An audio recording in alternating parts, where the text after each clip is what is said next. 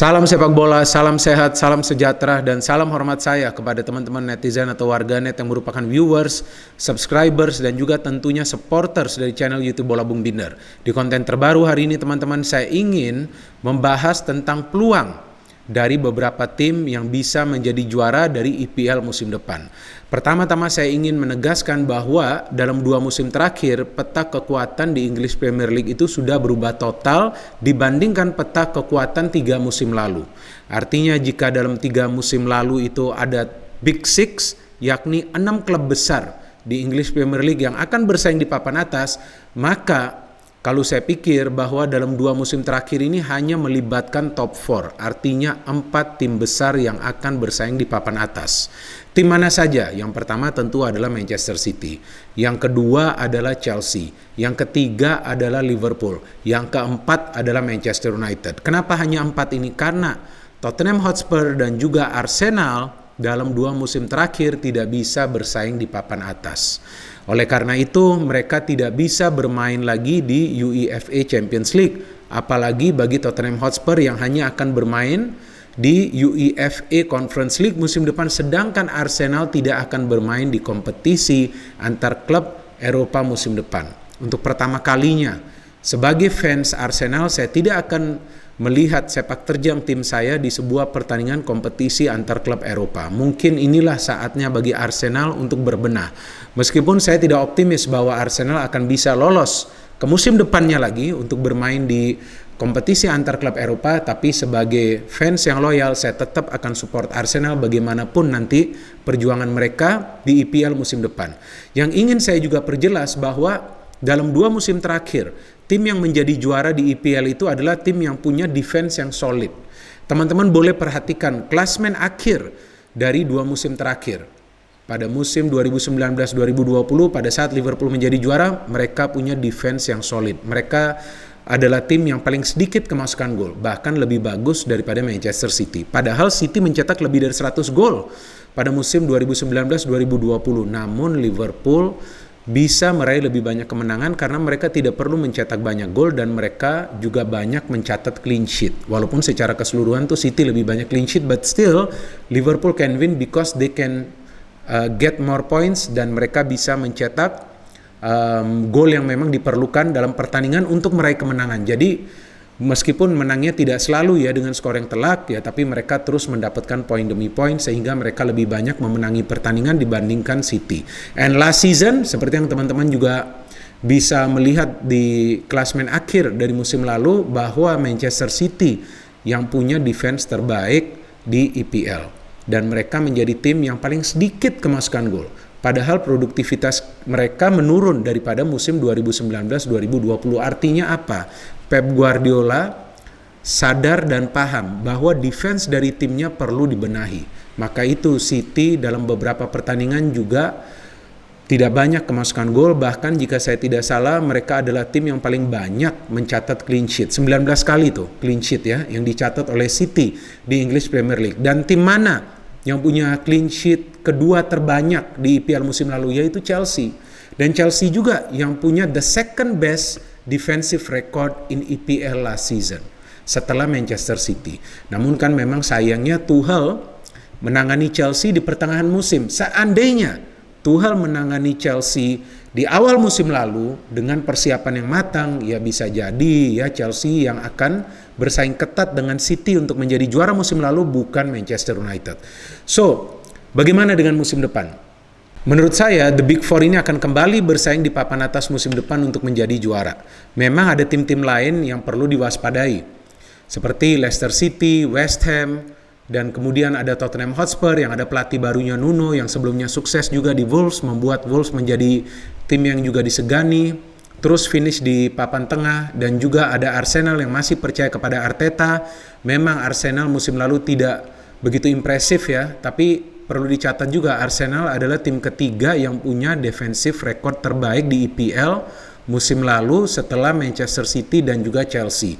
Cuma kan persoalan mereka adalah dalam urusan mencetak gol. Jika itu bisa dibenahi oleh Arteta, ya mungkin mereka akan bisa finish di top 6 atau top 5. Tapi tentu bukan dalam urusan untuk bersaing menjadi juara. Untuk bersaing menjadi juara saya pikir tetap the Big Four itu.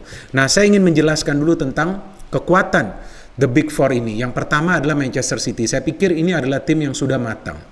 Mereka tidak melakukan begitu banyak perubahan di materi pemain mereka. Pemain baru yang telah mereka beli adalah Jack Grealish, itu untuk membantu Kevin De Bruyne saya pikir, karena seringkali dalam sebuah permainan saat City sulit membongkar pertahanan tim lawan yang bermain compact, maka Kevin De Bruyne juga sulit untuk berkreasi, sehingga memang perlu ada pemain lain yang kreatif seperti Grealish. Dan saya tidak yakin Grealish ini akan bermain di depan, karena ada Sterling ya dalam posisi Grealish. Bisa jadi dia bermain sedikit ke belakang dan De Bruyne bermain sebagai false nine. Dan kita tahu bahwa City punya kedalaman squad yang luar biasa, artinya untuk satu posisi mereka punya lebih dari 2 pemain, sehingga saya pikir Pep Guardiola tidak akan mengalami kesulitan jika ada pemainnya yang harus absen karena cedera atau karena skorsing.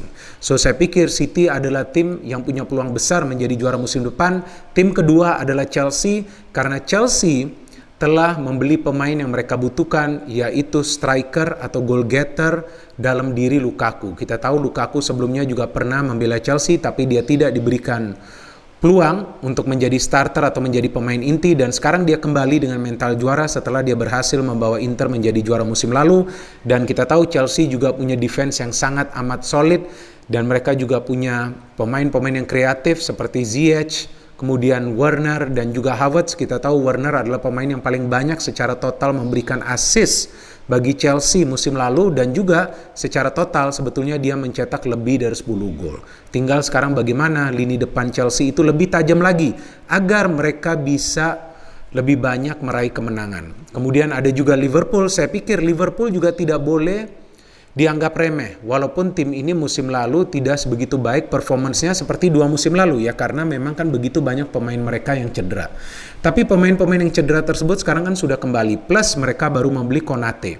Konate adalah pemain juga yang akan bermain di sektor belakang ya, di sektor defense. Jadi saya pikir sekarang Liverpool punya cukup banyak pemain di sektor defense. Jika saya tidak salah tuh total ada sekitar 7 pemain. Ini untuk mengantisipasi jika ada pemain mereka yang cedera. Namun secara keseluruhan saya tidak melihat ada kedalaman squad di Liverpool. Jadi Liverpool pun saya pikir harus berhati-hati dan menjaga agar para pemainnya tetap fit. Ini tentu adalah tugasnya Jurgen Klopp, bagaimana dia bisa melakukan rotasi yang efektif. Karena juga tahun depan ada Piala Afrika, artinya Salah dan juga Mane bisa jadi absen membela Liverpool untuk jangka waktu yang cukup lama. Itu juga bisa mempersulit Liverpool. Tapi saya pikir Liverpool juga tetap menjadi salah satu favorit juara musim depan karena faktor Klopp.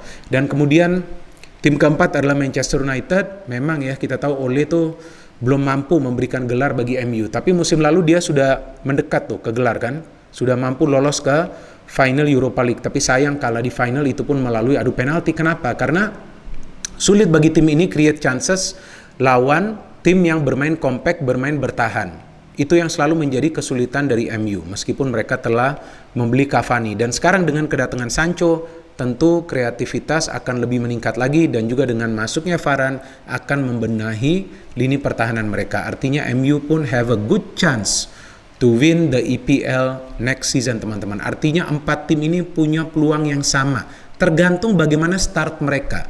Dan juga tergantung bagaimana konsistensi mereka untuk mempertahankan posisi mereka. Jangan sampai seperti MU yang sebenarnya sudah berada di atas, tiba-tiba mereka turun karena kesulitan mereka dalam urusan creating chances dan juga scoring goals. Jadi artinya jika sudah di atas harus gas terus. Game pertama yang akan dimainkan EPL musim depan adalah Brentford lawan Arsenal. Saya pikir Arsenal punya peluang untuk meraih kemenangan, walaupun memang kita tahu mereka belum full tim, belum tentu juga Gabriel akan bermain. Tapi saya pikir pemain-pemain lain siap tampil full. Ada Saka yang sudah kembali, ada Emil Smith-Rowe, ada Lacazette. Saya lagi menunggu bagaimana Aubameyang bisa performance-nya lebih meningkat. Kemudian MU akan lawan Leeds United. Di atas kertas seharusnya MU bisa meraih kemenangan. Memang Leeds juga perlu diwaspadai, tapi saya pikir amunisi MU sudah lengkap ya, meskipun Rashford memang absen, tapi saya pikir ada pemain-pemain lain seperti Greenwood dan juga Cavani yang bisa mengisi pos dari Rashford dalam urusan mencetak gol dan juga kreativitas. Kita tahu Sancho juga sudah masuk ke dalam skuad, dan juga ada Bruno Fernandes. And then ada tim besarnya yang main, yaitu Chelsea lawan Palace. Memang Chelsea bermain di kandang sendiri, tapi mereka perlu berhati-hati lawan Palace yang biasa mengandalkan counter. Artinya Chelsea perlu bermain tenang, perlu seperti biasa mengandalkan compact style of football mereka. Paling tidak mereka bisa meraih kemenangan di game ini, tidak perlu pesta gol, yang penting menang. Dan kemudian tim besar lainnya yang bermain besok adalah Liverpool lawan Norwich City. Tentu dengan fast break Liverpool mengandalkan trio Firmansyah, mereka punya peluang besar untuk meraih kemenangan lawan Norwich. Kemudian hari Minggu ada juga pertandingan besar Tottenham melawan City. Saya pikir ini bukanlah pertandingan yang mudah bagi City, walaupun mereka berhadapan dengan tim yang tidak perform musim lalu, tapi musim ini mereka punya semangat yang besar dengan pelatih baru dan beberapa pemain baru, dan mungkin juga mereka ingin memberikan bukti kepada Kane jika Kane masih tidak ingin bermain, bahwa mereka masih bisa bersaing di papan atas dan mereka bisa mengalahkan salah satu tim calon juara. Jadi saya pikir itu bukan pertandingan yang mudah bagi City, dan City perlu waspada dan perlu mencetak gol lebih dulu. Itu saja teman-teman analisa yang bisa saya berikan. Silakan jika teman-teman punya counter analisa yang berbeda, bisa memberikan komentar kalian di bawah konten ini, dan seperti biasa saya request kalian berikan komentar yang bijak dan juga sportif. No hate, only football. Salam sepak bola.